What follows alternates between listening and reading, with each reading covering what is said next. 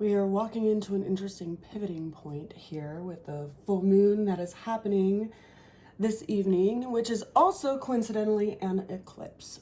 So I'm going to go ahead and walk through the placements, and then we'll do our AstroTarot reading for the full moon in Pisces. The sun, of course, is in the sign of Virgo because they are 180 degrees apart.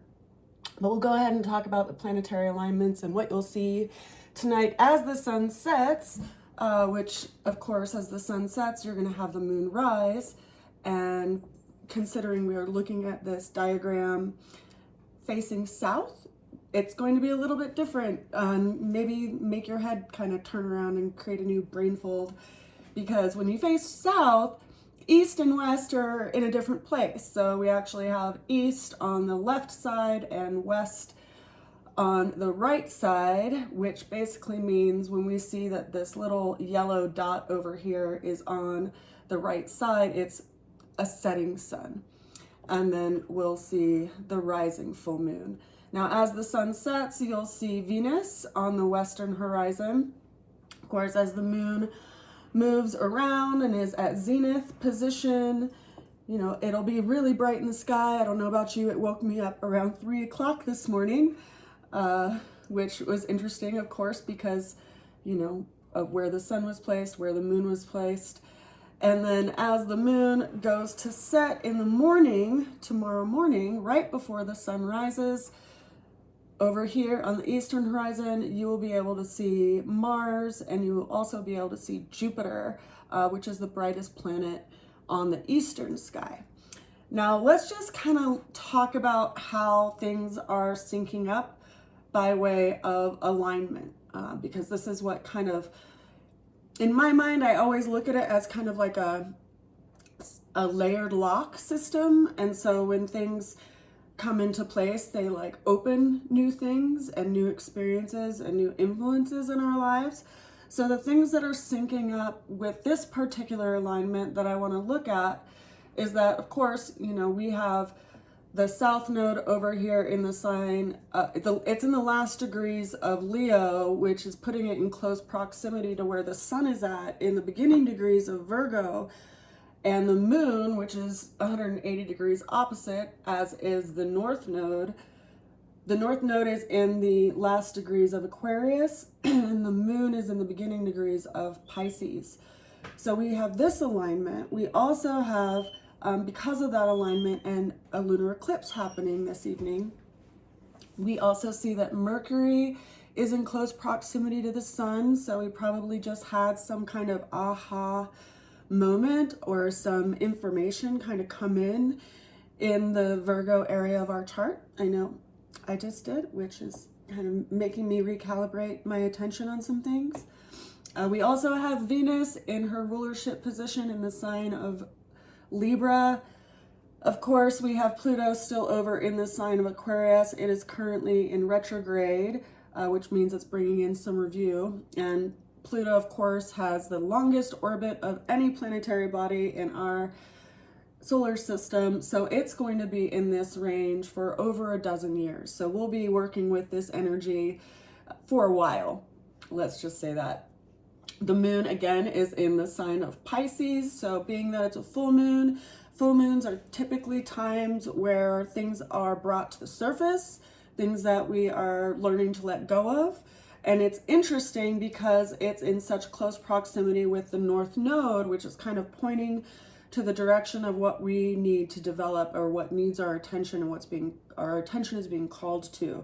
So in that respect, it's kind of showing us what we need to let go of so that we can put our attention fully to that which is in alignment with our personal journey in life. Then we see that we have Neptune over here in the sign of Aries. We also have Saturn in the sign of Aries, and it is in a trine position to Jupiter, which is in Leo, being that they're both in fire signs. So we have this interesting energetic between Saturn, which is like the keeper of time and the master of responsibility, and, you know, responding to the sense of self and what the self is wanting to experience in this life, meeting with that sense of responsibility. in a trine relationship with Jupiter. And Jupiter is considered like the sun behind the sun. It's also like the Santa Claus of the zodiac. So it brings big energy and it brings a sense of hope. And so I want to encourage you that whatever is being brought to the surface with this full moon, even if it might have a harsh glare of sorts in it, or, you know, is an epiphany of sorts, it is bringing that awareness to you so that you can make the shifts that you need to, that are absolutely necessary. And there's some help in that, right? There's some assistance by way of where the planets are placed right now, because Jupiter, you know, is in this sign of Leo. And so there is this expansion around the heart and expansion around the sense of compassion. It also could be an expansion around the sense of ego, but it's in trine relationship with Saturn, which is kind of giving it some reins and like drawing it in, like, what do you want to be known for? Or what do you want to be remembered for? And, you know, of course, we just had the passing of Dolly Parton and also some other, you know, well-known musicians and actors. And it's always impressionable, like, what people remember and the mark that those people left in the world. And so we are kind of giving some reflection to ourselves as well. Like, what do we want to shine our light on? And what do we have the time to do that with? And what might we need to let go in our lives so that we can actually place our attention on that fully? So we're getting some help, even though it might not seem that way, with the experience that we're going in. And then, of course, we have Chiron over here in Taurus.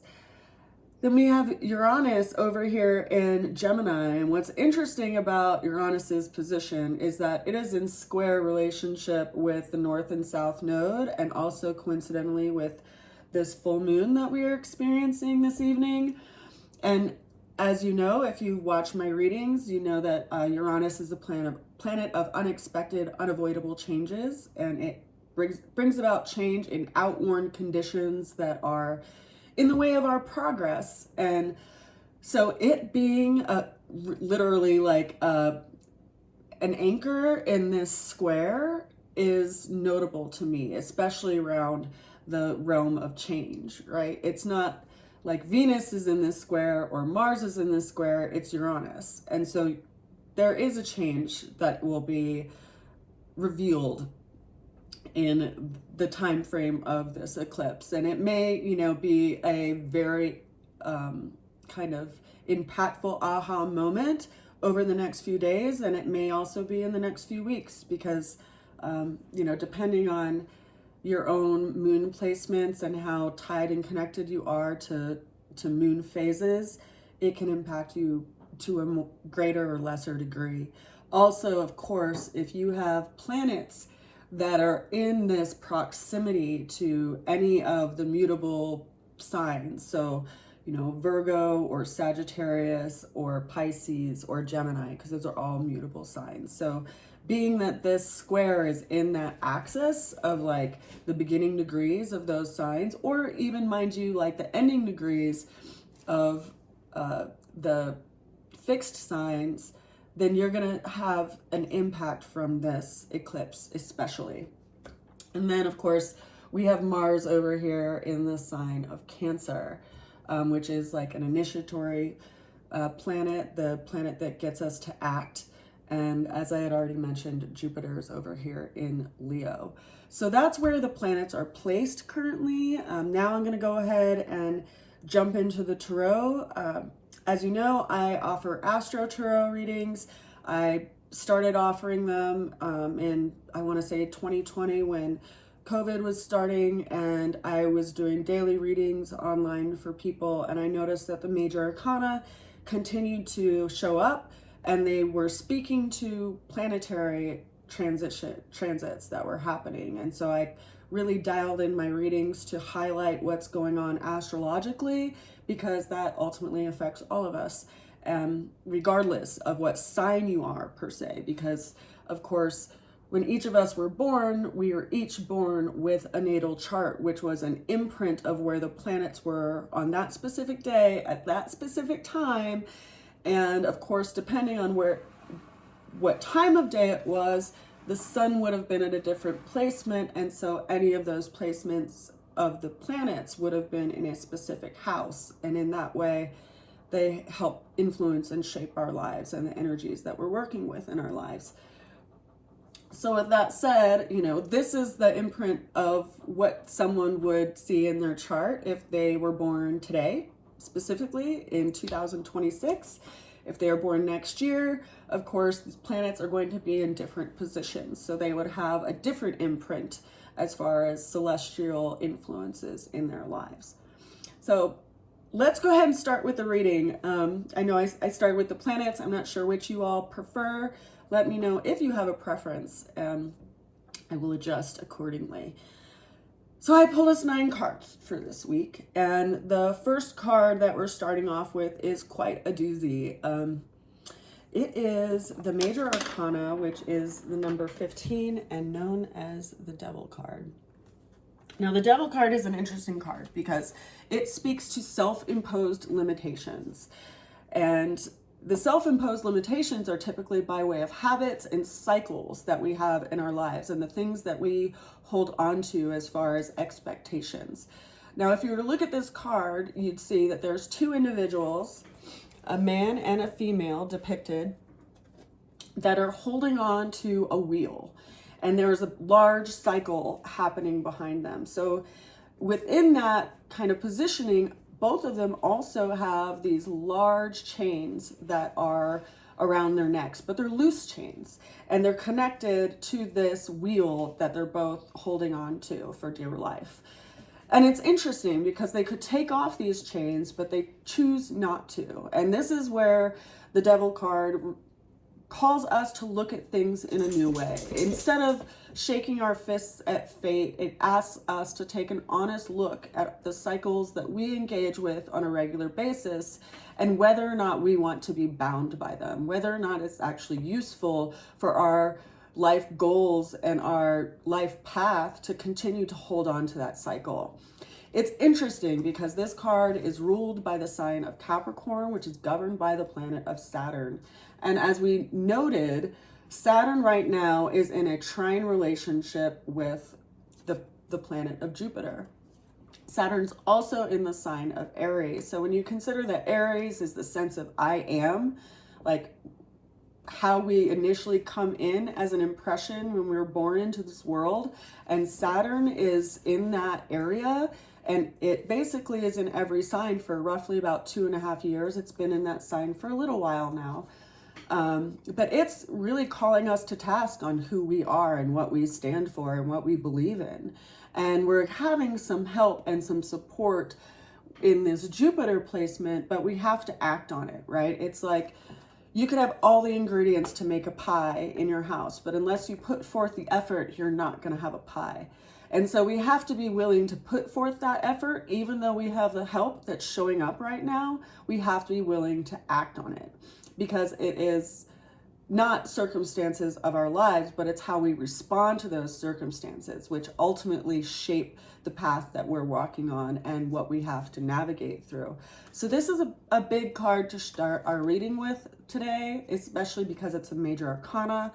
There's 22 major arcanas in the tarot deck of 78 cards, and they speak to big life lessons that we don't get to turn away from.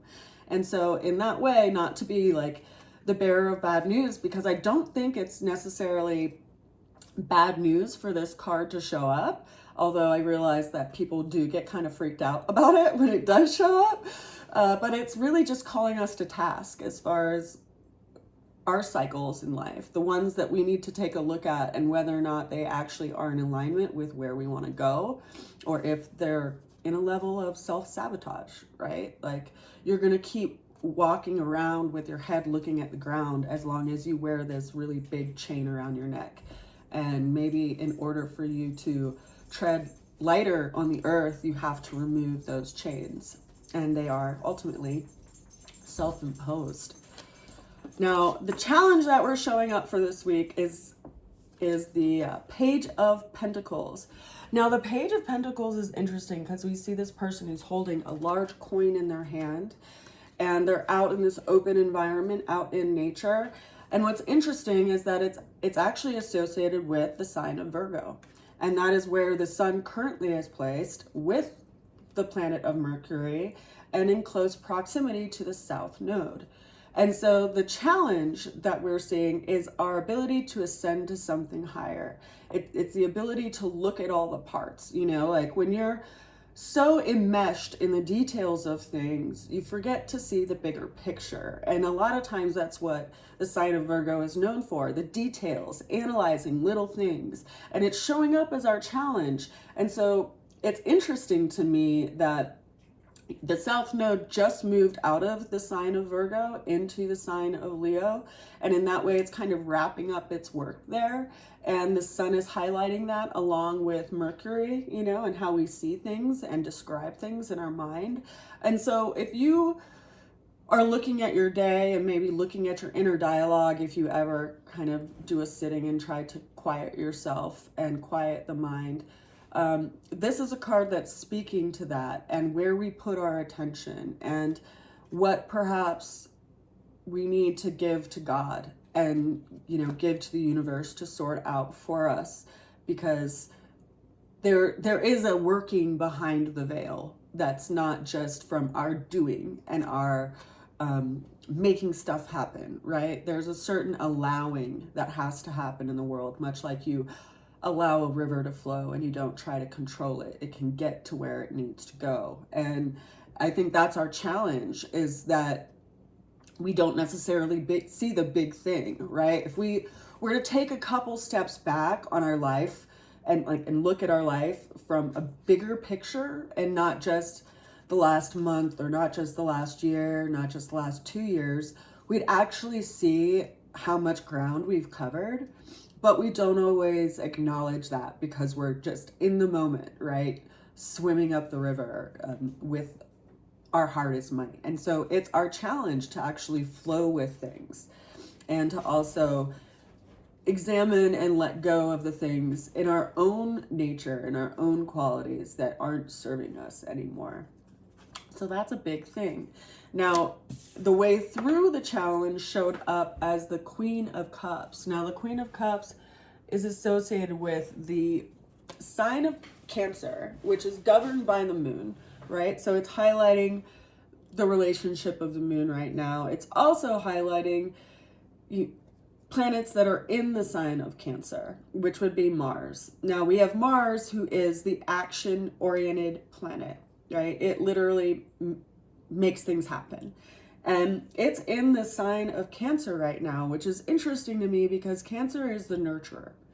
And so I think this kind of experience that we're going through, where we're examining our own habits and our own cycles and how they're kind of getting in our way, whether it's, you know, our habits around what we do with our mind, or habits with what we do with our body, or how we eat, or any of those things, we can have a harsh experience with it when we fixate on it. And this is asking us to be more nurturing and to bring action to that. So what does that look like? You know, if you examine that, you know, there's something going on with your health and that's being impacted by your routines, what routines can you shift and can you adjust to bring more balance into your life? That's what we're being called to task with right now. And that's what we are being reminded to do. That's ultimately the way through the challenge. We have to examine the parts, and then we also have to be willing to take action on what we see. Now, as far as the clarity and the ultimate outcome of the reading for today, we have 2, 4, 6 cards. So I'll try to get through them quickly. The first of which is the 6 of Pentacles. And it's interesting, you know, because we have a lot of Pentacles in the reading for today. Out of the 9 cards that I pulled for us, we have 1, 2, 3 Pentacles. And then we also have a major arcana that's associated with a sign that's governed by the element of earth. And so we have a lot of like stabilizing energy and energy that's calling us to look at physical things, right? Because whenever a coin shows up in tarot, it's talking about something physical and something of value, and that can be extrapolated into a lot of things that we value. But here we see a person who's standing between two other people, and they're handing out coins while they simultaneously have a scale that they are holding to kind of warrant who or which part gets what energy, right? And it's interesting because, you know, in this card, we see a male and a female character at their feet, but in a lot of ways in the tarot, whenever you see male or female being depicted in a card, it's talking about our own masculine or feminine energies in our own being. And having this Six of Pentacles here is like having a judiciousness around our resources and a judiciousness around our where we put our energy and our time, because that is ultimately our biggest resource, where we give our attention and which aspects of our own nature we're giving attention to, because we have a array of characters in ourselves that can show up to any situation, right? We have a character that says F it and doesn't want to make any effort toward anything. And then we have a character that's absolutely engaged and will fight for something to happen. And it all depends on how we get engaged and how we show up in life, and if we have the support around us and where we're at in our own balance of our mind, body, spirit, and emotions, because they can get out of whack sometimes. And so you might have to give more attention to something in your character that you haven't been tending to. You know, as an example, you know, like whenever I'm going through something really emotional, like a loss of a family member or something, it really negatively affects my ability to like eat, as an example. Or if I'm really stressed out, it can also be affected by that. But is that really like good for me in the grand scheme of things? No, it's not. And so I have to learn to balance. Do I want to give my attention to, you know, the escape artist aspect of myself who just says F it and just like doesn't want to care about anything?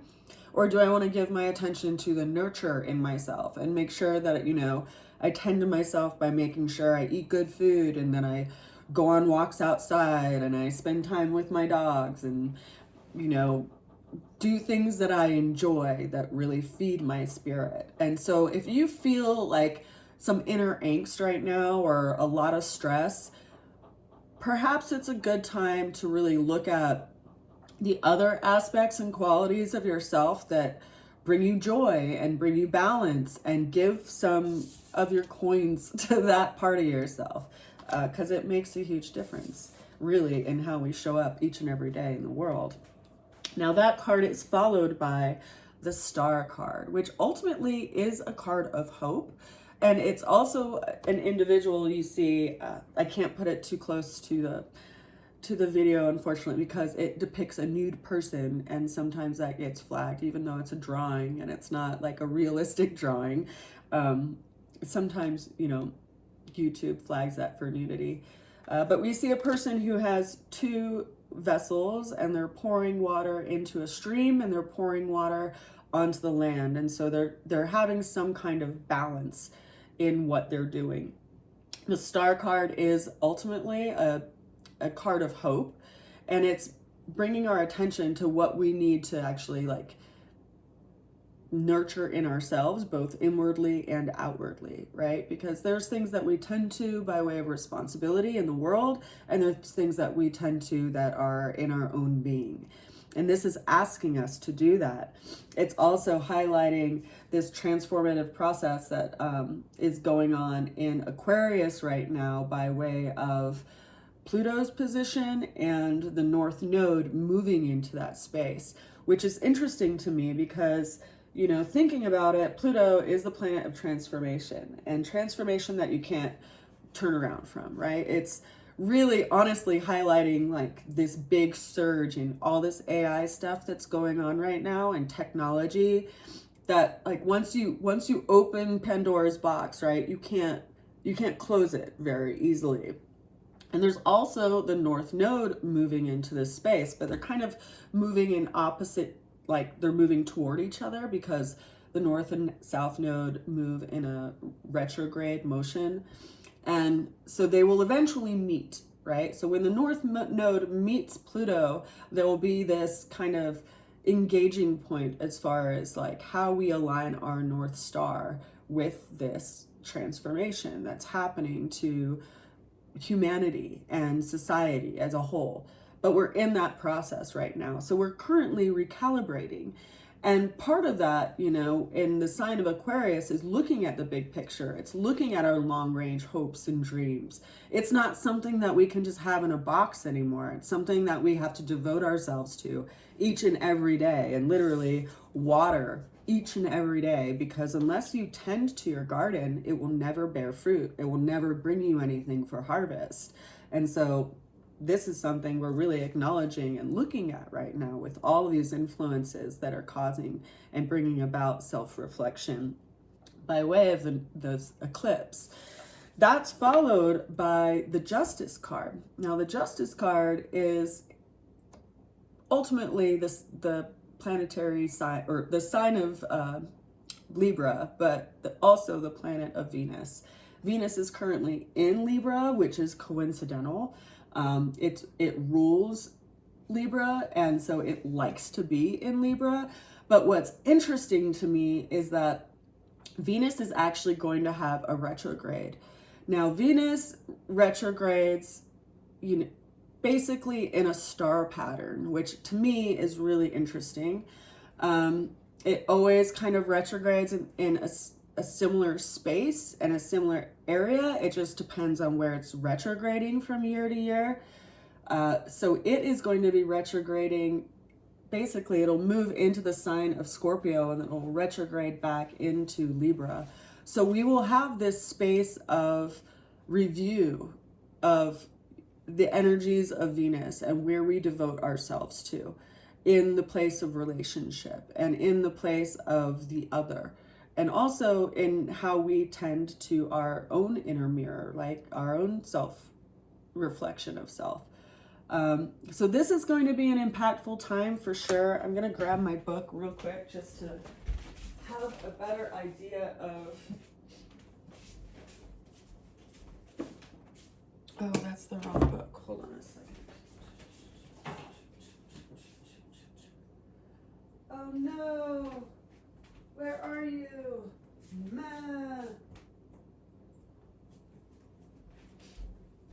I don't know where the heck I put it. I was just looking at it last night. Basically, it'll be retrograding into Scorpio. So if you have any placements basically in the ending degrees of Libra into the beginning degrees of Scorpio, you're going to have this space of review in your life. And, you know, for any of us, we're going to have it in our space of review, depending on where you have Libra and Scorpio in your actual chart.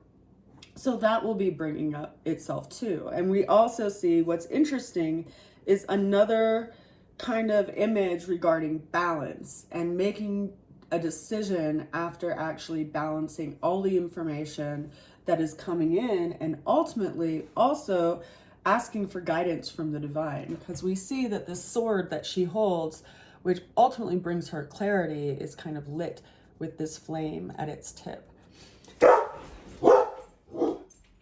So we have to be willing to receive information as well. So it's important to meditate and like take in and listen to what's going on around you. Hey, stop it. Lucy, stop. We have a couple more cards to get through. I'm sorry, my dog's just freaked out. I live out in a ranching community and they respond to big trucks that go by. So we have a few more cards that I want to talk about just real quickly. And it's interesting to me because we have, you know, whenever I look at the numbers of cards and things that's showing up, that can be informational, as well as the elements as far as like which suit is showing up. But the next card that's showing up is the Seven of Swords. So there's some character possibly in our lives that's kind of doing something sneaky or isn't necessarily being very honest. And I think this is also leans on this information that we're seeing in the Justice card is being willing to really accept the information that's being revealed during this full moon. As I mentioned in the very beginning, full moons, they have an impact on our world, right? Not just our world, not just the oceans, but also on humanity, also on animals, especially, you know, in our emotional realm.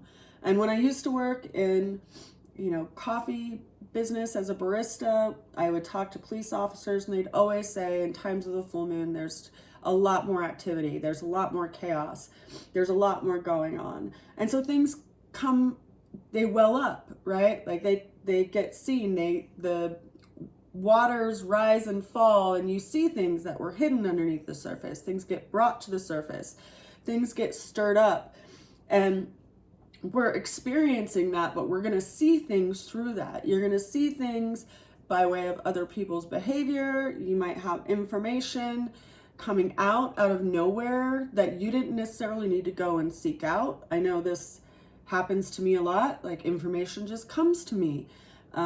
It comes to me in my dreams sometimes. It comes to me through conversation, and it's not something that I ask for. It's just, you know, God, the universe wanted me to know that, and so it brought me the information. And this is a time currently where that's happening quite a bit, especially because Mercury and the Sun are also in alignment with this full moon that's happening right now. And so don't be surprised if something is brought to light that shows you something you need to walk away from, something that you need to kind of gather your wits and, you know, walk away from the duality of things and move out on your own. That's something that is being highlighted. It's like learning from experiences. Don't kind of gaslight yourself around your own experience, right? I think that's key. And also, that's followed by the Nine of Cups. Now, in the Nine of Cups, we see someone that's sitting in front of, you know, a table or a piece of furniture that has multiple different cups on it. And there's 9 different cups. Now, Nine of Cups is an energetic around completion, or the completion of something in the emotional realm.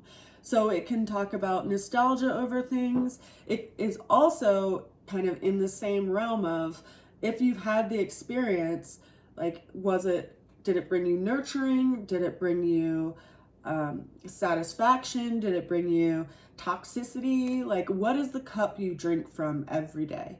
What is the one that you wash your cells of your body with by way of your emotions? Because it can be largely impactful in every facet of your life. Which experiences emotionally are you done with, right? Like, which things do you need to stop reliving because they don't actually coat your cells in your body with anything that's nurturing or good?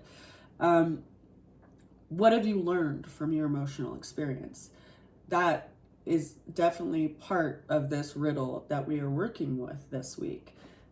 And we see that the person in this card feels satisfied. So are you satisfied with the experiences that you've had so far? And is there other things that you long to experience, perhaps, that is part of the next chapter?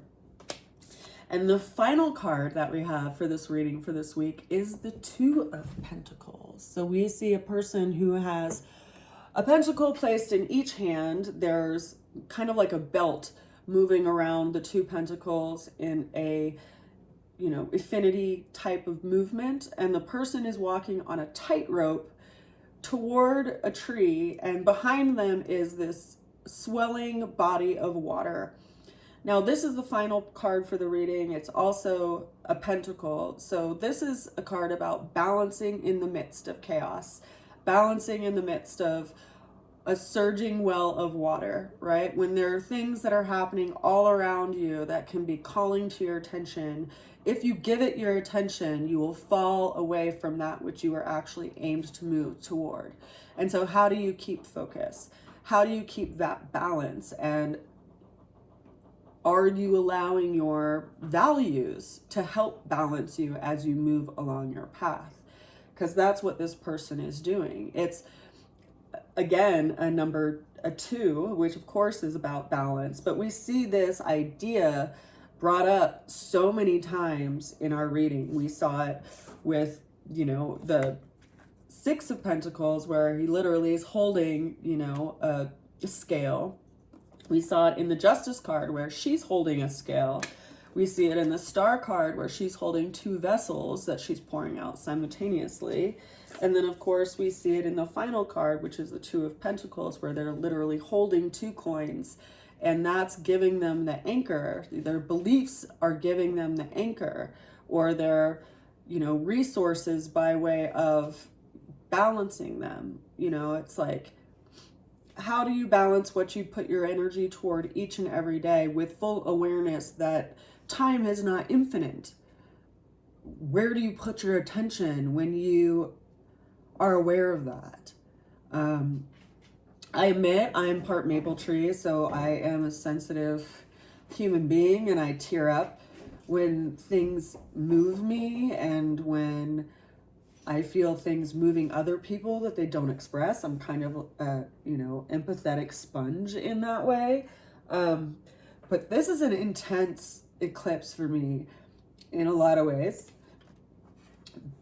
Largely because I have my rising is at 2 degrees of Virgo. So it's basically the Sun and Mercury and South Node are sitting like right on top of my, of me right now in my ascendant. And the South Node and the Moon are sitting in my 7th house. And,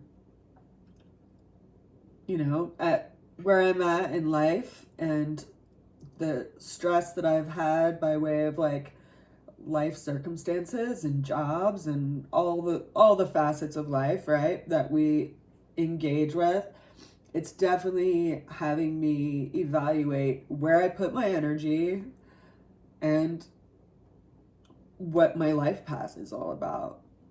Because for me, just an example, because I have a Virgo rising, Uranus is in my 10th house, which is definitely affecting my life path, kind of career choice, bigger picture in my life.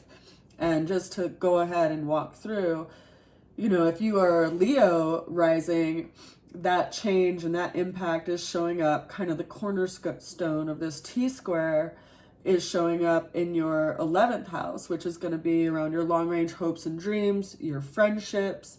If you have a Cancer rising, you know, of course, you're going to be heavily impacted by this Mars energy and feeling a sense of engaging in something new. But this pivoting point in this change is like really bringing about a change in something where maybe you feel isolated and, you know, something that's kind of far away from other people. And there's a shift in that. Like maybe you want to be around more community now, and that's what Mars is trying to engage. If you're Gemini rising, you know, Uranus is going to be affecting your sense of self, how you see yourself, how you take care of yourself and your physical body and your daily habits, especially with, you know, the impact of your home and your career and kind of life path experiences.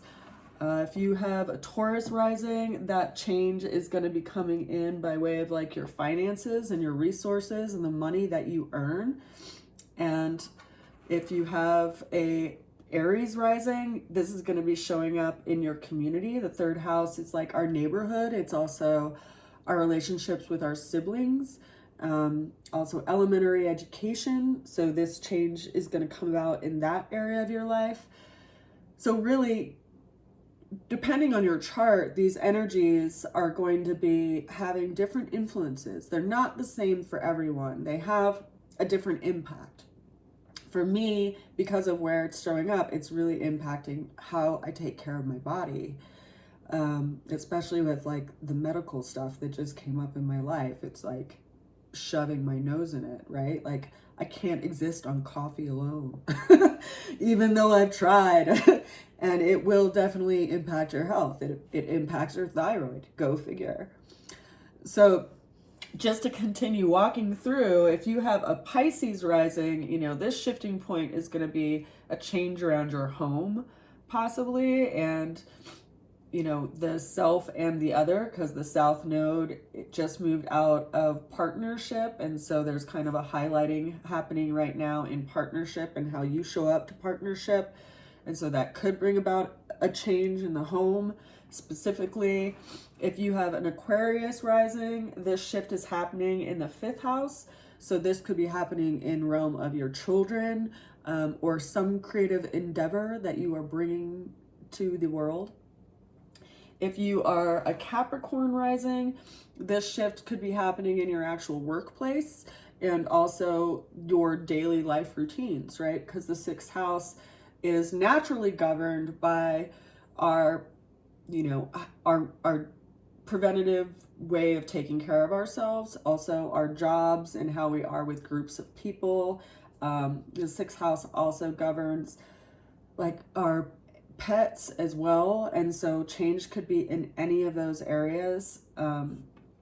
Just as like a brief summary, if you have a Sagittarius rising, that change is going to show up in your sense of partnership or business relationships.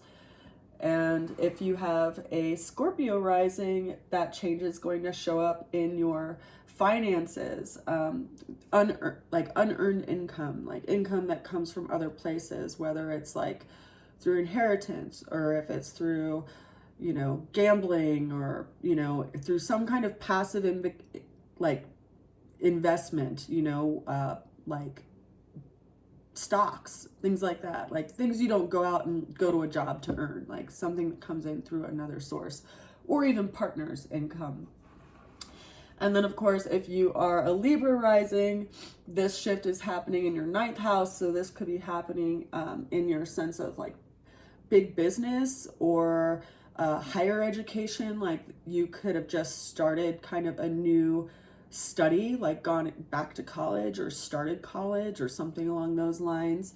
It also could be a big shift in your sense of connecting to something higher, the divine, like your own search for connection with a spiritual teacher. It could be in that way, as well as also even becoming a teacher and starting to teach something, because the 9th house is related to that. So those are all just brief things highlighted by where Uranus is at, and I speak to where Uranus is at because it is in this T-square space of the eclipse that we're experiencing tonight, and it is bringing about change. So it will change something in that access, in that place of your chart. If you would like to know more about where it's going to show up as far as how it's going to influence your life in the whole picture, of course, you're welcome to reach out to me. My life is starting to settle down a little bit so I can do readings again. I went out and visited my family, which was really nice, and I've had a few kind of medical things that have shifted my attention over the last couple months. So things are opening up though, and I'll be offering readings again, and classes will also be coming up for herbalism and things like that. If you're interested in that, please reach out and let me know. Aside from that, I guess overall, I just want to send you a good wish, remind you to anchor yourself in your body and take some deep breaths. Really self-reflect in the areas of your life where you might be sabotaging what you're here to do this lifetime, and be okay with letting go of things that don't serve you, and letting go of people or habits or even coffee, which is something I'm gonna have to let go of unfortunately, and I've been drinking it for my whole life, so of course that makes sense. But it will be a sad day nonetheless. I send you so much love, I really do, and I'm cheering for you to get through this in the best way possible, and for that big chain you've had around your neck to finally be taken off and celebrated, for maybe the anchor that it gave you, but that it's not needed anymore. I send you so much love and a good wish. Of course, I hope the eclipse bids you well. Bye for now.